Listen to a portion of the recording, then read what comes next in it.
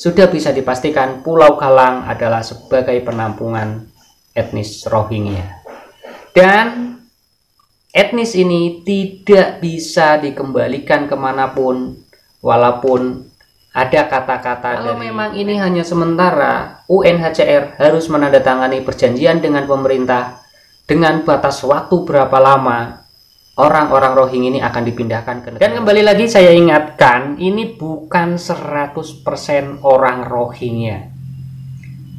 Ini ada etnis lain, suku-suku lain, ataupun orang dari negara lain yang ikut mengkambing hitamkan Rohingya. Kita untuk masuk ini tidak kapok-kapoknya kita membahas tentang Rohingya, walaupun kita diserang oleh buzzer-buzzer dari mereka.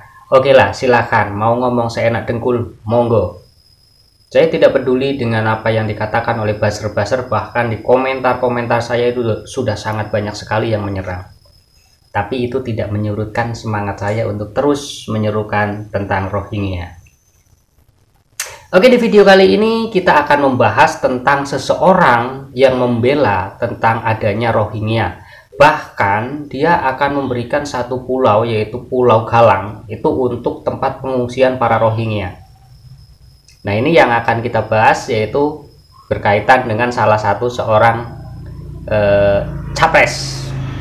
Tapi sebelum kita lanjut, tolong dicek lagi tombol subscribe-nya masih merah atau sudah hitam. Karena yang sudah hitam berarti sudah subscribe. Saya ucapkan banyak-banyak terima kasih, karena subscribe dari kalian itulah penyemangat kami untuk terus menyerukan kasus-kasus Rohingya, agar kasus ini tidak mudah redam, tidak mudah hilang, dan dianggap selesai begitu saja tanpa adanya penanganan dari pihak-pihak yang bertanggung jawab, sehingga nantinya mereka tidak bisa diproses, dipulangkan, bahkan akan ditempatkan di satu pulau, yaitu Pulau Galang, oleh Anies Baswedan, jika Anies Baswedan nanti terpilih jadi presiden. Nah, di sini kita akan menceritakan asal usul, bahkan nanti akan ketemu akar masalahnya kenapa Rohingya ini terus berdatangan dan semangat datang ke Indonesia. Ini ya, Anies Baswedan adalah salah satu orang yang dari awal nih, sejak awal sekitar 6 atau 7 tahun yang lewat, ini yang semangat sekali menggembor-gemborkan untuk menerima para pengungsi Rohingya. Karena apa? Anies Baswedan ini di belakangnya itu didukung oleh orang-orang, salah satunya yaitu Imam Jumbo. Ini kita tidak menjelek-jelekan orang, tidak mengadu domba orang, tapi ini fakta. Dan kita ingat lagi, kita kembali ke masa 6-7 tahun yang lewat. Silakan kalian ingat-ingat kembali, kalau mungkin dikiranya nanti saya bikin fitnah. Nah, Anies Baswedan dari 7 tahun yang silam, 6-7 tahun yang silam, itu sudah pernah menyatakan bahwa dirinya mendukung penuh untuk menampung orang-orang Rohingya. Dan itu ada videonya, silakan dicek di channel Anies Baswedan, itu ada. Saya tidak menampilkan di sini.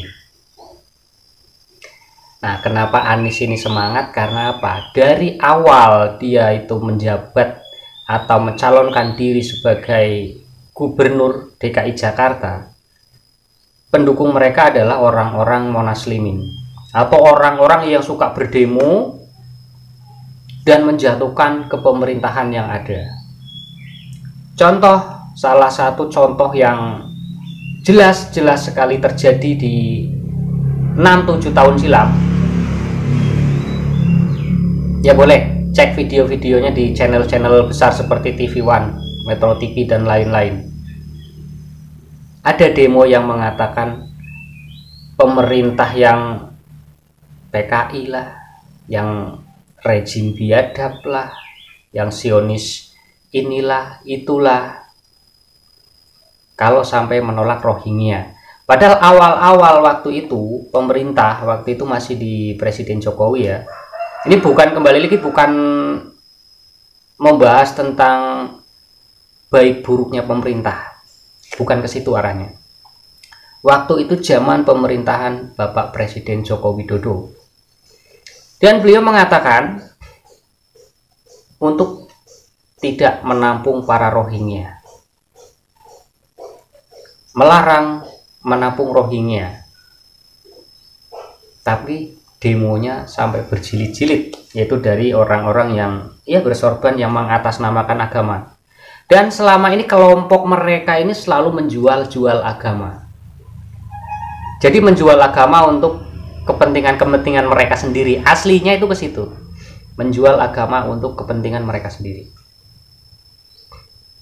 Contoh, doktrin-doktrin yang mengatakan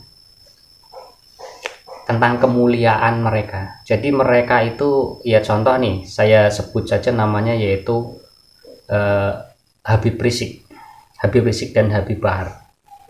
Itu kan yang selama ini udah bertahun-tahun menjadi pembicaraan di kalangan masyarakat, dan sampai saat ini masih belum selesai kasus itu, karena adanya lagi kemarin tesis dari Kiai Haji Imaduddin yang mengatakan bahwa jalur nasab mereka itu tidak tersambung kepada Rasul.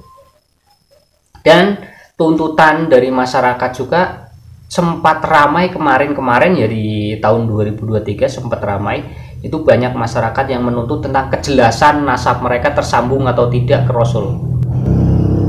Dan ternyata mereka tidak sanggup untuk membuktikan kebenaran nasab mereka. Salah satu cara untuk menunjukkan kebenaran nasab mereka itu tersambung atau tidak adalah dengan tes DNA. Nah, tes DNA itu juga pernah digaungkan oleh Habib Rizik Syihab. Namun setelah masyarakat menuntut untuk tes DNA menunjukkan kebenaran nasabnya, dia malah melintir. Katanya haram tes DNA, kata menantunya. Itu sudah muntir-muntir. Tapi kita nggak ke situ, pembahasannya kita nggak ke situ.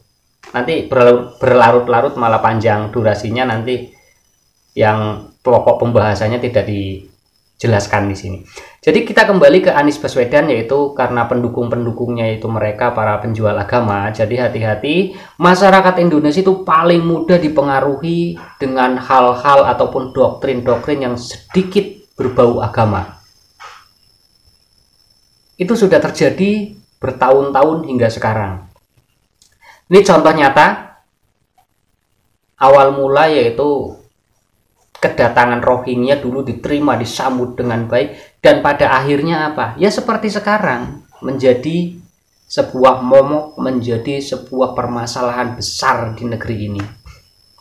Awalnya menolak karena itu dalih agama sesama muslim dan seiman. Itu awal mulanya. Lalu belakangan ini adalah berdalih kemanusiaan. Di balik itu ada lagi permasalahan, yaitu takut diteriaki HAM oleh negara-negara luar negeri. Padahal aslinya mereka lah yang melanggar HAM, karena mereka yang aslinya bertanggung jawab tentang adanya pengungsi-pengungsi di seluruh dunia. Indonesia, Malaysia tidak ada tanggung jawab untuk itu.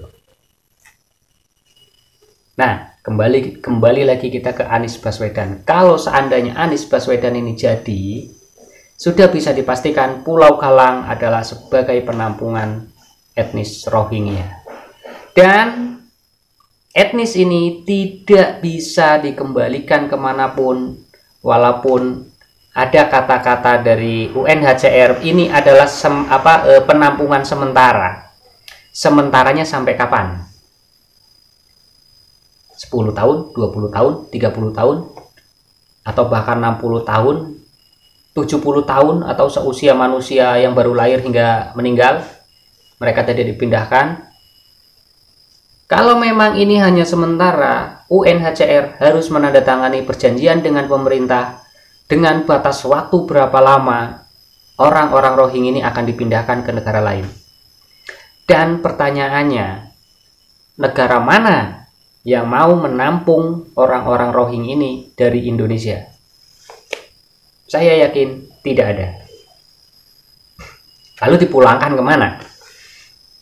Ayo dijawab yang ngomong sementara. Jadi kalau terus-terusan kita terima sampai misalkan 1 juta orang, ya 1 juta orang itu nanti akan menetap di Indonesia, tidak akan dilanjutkan ke negara lain atau negara tujuan lain, ataupun kembalikan lagi ke Myanmar, tidak. Coba negara-negara yang teriak-teriak HAM, teriaki HAM Myanmar, kenapa? Orang Rohingya yang sudah ratusan tahun di sana kok dibantai dan diusir, sehingga mereka mencari tempat-tempat perlindungan di negara luar. Teriaki HAM. PBB berani nggak? Ayo PBB, UNHCR berani nggak mengusut tuntas Myanmar? Ayo, jangan cuma membebankan pengungsi-pengungsinya ke Indonesia dan ke Malaysia. Apalagi presiden-presidennya memang sekarang pendukung-pendukung calon presidennya ya, pendukung-pendukung mereka bakal digunakan di negara ini.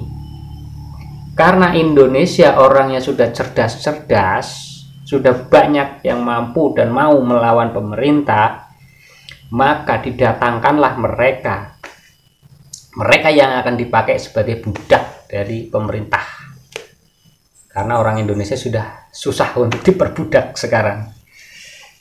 Itu yang nantinya akan menjadi sebuah permasalahan besar, benturan antar warga lokal dengan mereka. Contoh, di Malaysia sekarang sudah resah sekali yang keberadaan orang-orang pengungsi ini itu sudah ratusan ribu. Di Indonesia baru di bawah 10.000 sudah membuat permasalahan. Dan kembali lagi saya ingatkan, ini bukan 100% orang Rohingya. Ini ada etnis lain, suku-suku lain, ataupun orang dari negara lain yang ikut mengkambing hitamkan Rohingya untuk masuk ke negara kita. Jadi perlu diwaspadai. Ada tujuan apa mereka masuk ke Indonesia? Itu, oke? Cukup sekian pembahasan kita. Saya ingatkan kembali, tolong dicek tombol subscribe-nya masih merah atau sudah hitam. Kalau sudah hitam berarti Anda sudah subscribe. Saya ucapkan banyak-banyak terima kasih.